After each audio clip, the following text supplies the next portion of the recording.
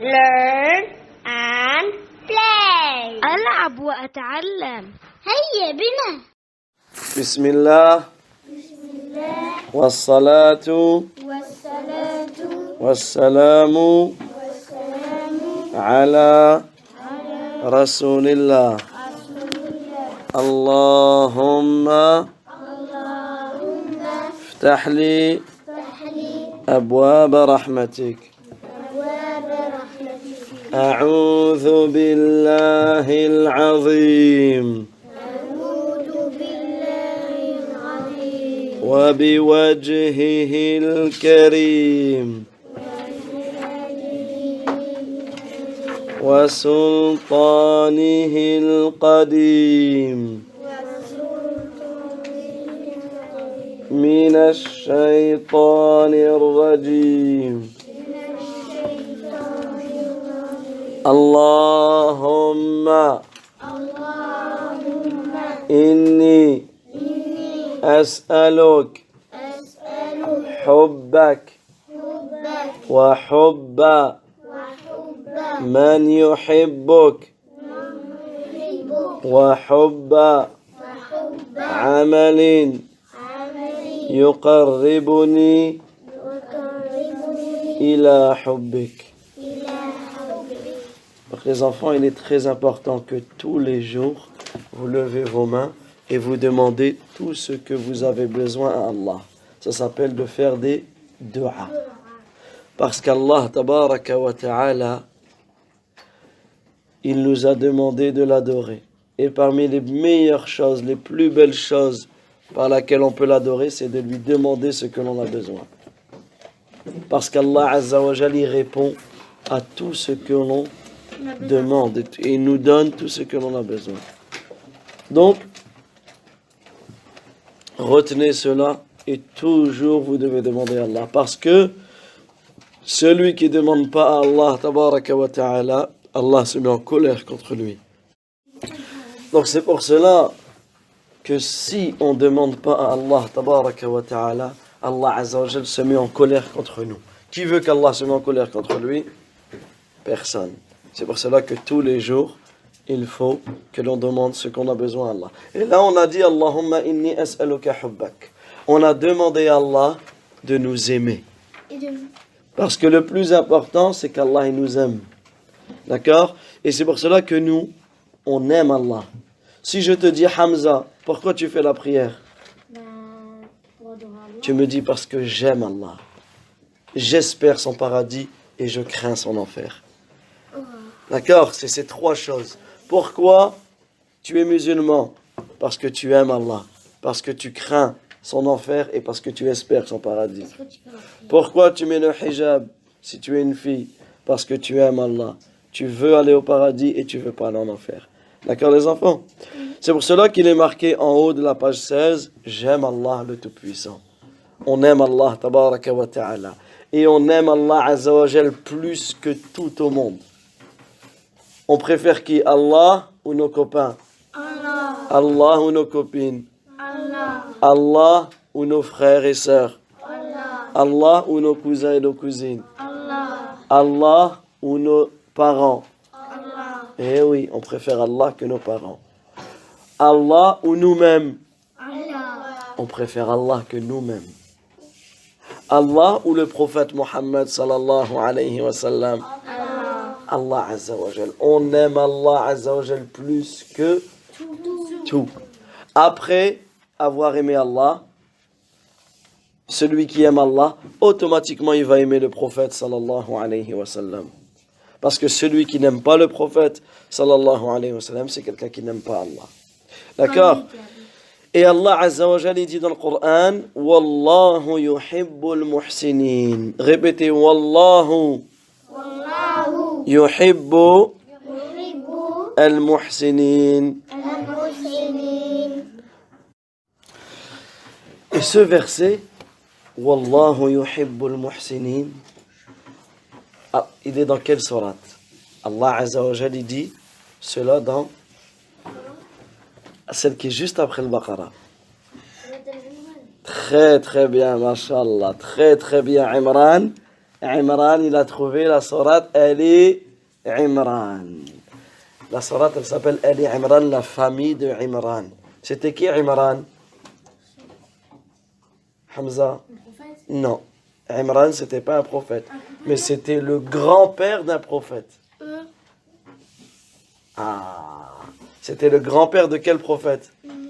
Oui, Imran? Non, Abu Bakr, c'est pas un prophète. Non. Oui? Non, le grand-père de Mohammed s'appelait Abdul Muttalib. Oui? Non, le grand-père de Yusuf, alayhi salam, il s'appelait Yaqub. Oui. Il s'appelait Ishaq, pardon. Yaqub, c'était son père. Non, c'était pas le grand-père d'Ibrahim. Zahra? Le grand-père de Moïse? De Moussa? Non. Non, de Ayoub. Non. Alors, quand on ne sait pas, dans la religion, quand on ne sait pas, on dit la adri.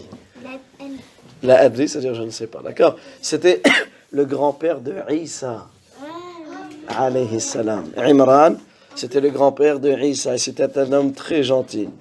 Et Imran, il a eu une fille qui s'appelait comment, la maman de Isa? Elle s'appelait, oui? Non. Elle s'appelait Mariam. Elle s'appelait Mariam. Répétez Mariam. Et Allah tabaraka wa ta'ala dans cette sourate, il dit Wallahu yuhibbul muhsinin. Et Allah azza wa jal aime les bienfaisants. Allah il aime ceux qui font du bien. Et juste avant ce verset, Allah tabaraka wa ta'ala il dit Alladhina yunfiquna fi sarra'i wad darra wal kadhimina al ghayz wal 'afina 'anil nas wallahu yuhibbul muhsinin. Allah azza wa jal il nous parle de ceux qui dépensent de leur argent. Ceux qui dépensent de leur argent, qui dépensent des bonnes choses, quand ils sont bien et quand ils sont pauvres, quand ils sont riches et quand ils sont pauvres. C'est-à-dire celui qui dépense tout le temps. C'est pour cela que tout à l'heure, je vous ai demandé de dessiner quoi? En début de cours. Tout au bout, à la première page. Le monsieur qui donne de l'argent. Très bien, vous avez vu à la page numéro 8, on a dessiné quoi? On a dessiné... Un monsieur qui donne de l'argent. Très bien, le monsieur qui donne de l'argent aux pauvres. Et nous, les musulmans, on donne de l'argent aux pauvres quand on en a et quand on n'en a pas. Tout ce que tu peux, tu le donnes. Faut pas dire j'attends d'être riche pour donner aux pauvres. Non, même si tu donnes 1 euro, même si tu donnes 10 centimes, même si tu donnes un petit peu ton goûter à quelqu'un qui n'en a pas, eh ben tu seras récompensé auprès d'Allah, tabaraka wa ta'ala.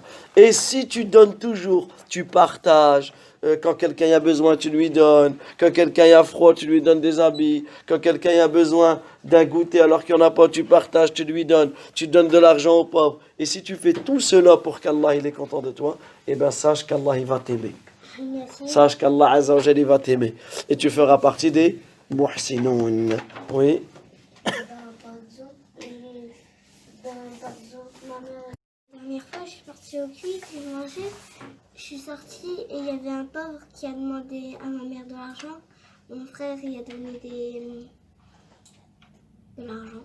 C'est bien, c'est pour ça que les musulmans ils dépensent. Et quand on dépense, c'est pas que de l'argent, comme on a dit. C'est de la nourriture, des boissons. Le prophète sallallahu alayhi wa sallam il dit Ittaqun nar walau bi shiqqi tamra. Répétez. Ittaqun nar walau bi shiqqi tamra. Le prophète sallallahu dit craignez le feu de l'enfer, ne serait-ce que par la moitié d'une date.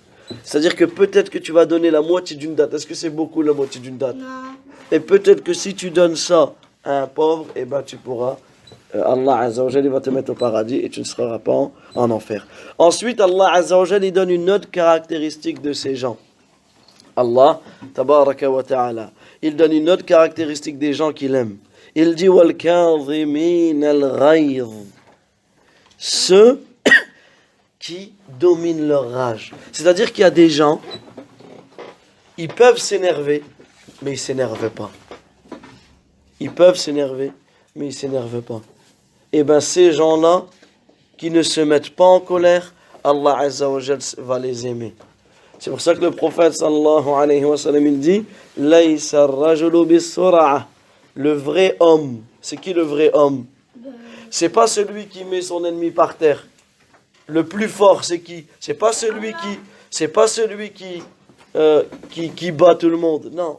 Mais le plus fort, c'est qui?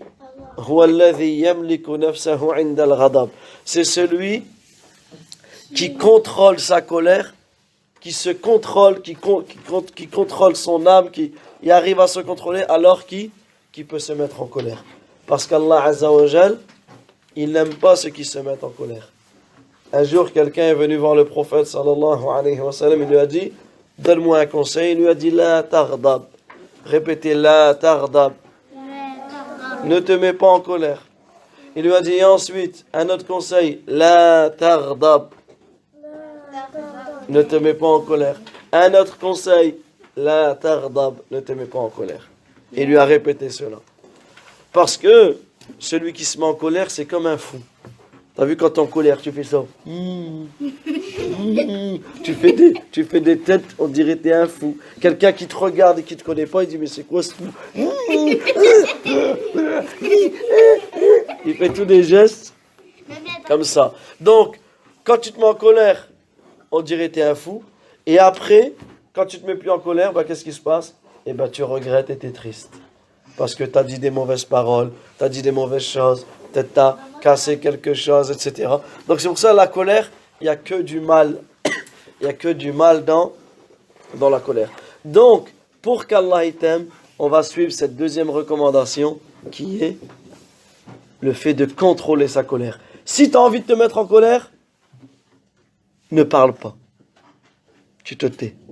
Tu ne dis rien. Ça, c'est la première des choses.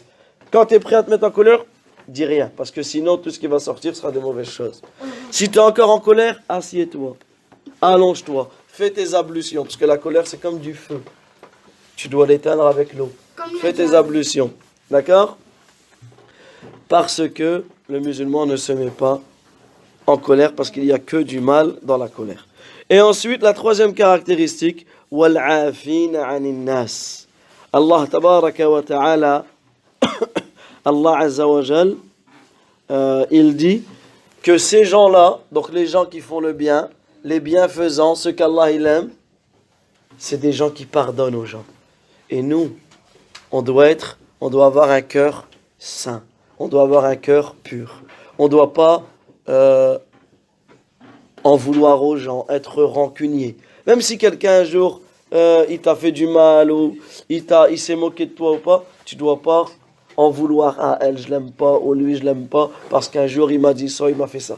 Même si les gens ils nous font du mal, nous on pardonne aux gens. D'accord? On n'est pas rancunier. Vous savez ce que ça veut dire rancunier? C'est-à-dire que tu gardes toujours, peut-être quelqu'un l'année dernière, il t'avait fait du mal et toi tu lui en veux toujours. Non. Le musulman, il pardonne aux gens. C'est pour cela qu'il y a un homme qui rentre au paradis, parce que tous les soirs avant de se coucher, tous les soirs avant de dormir, il pardonnait à tous ceux qui lui ont fait du mal. Donc à eux, Allah Azza wa Jalla leur a dit, Wallahu yuhibbu al-muhsinin. Allah Azza wa Jalla aime les bienfaisants. Répétez, Wallahu yuhibbu al-muhsinin. Wallahu yuhibbu al-muhsinin. Wallahu yuhibbu al-muhsinin.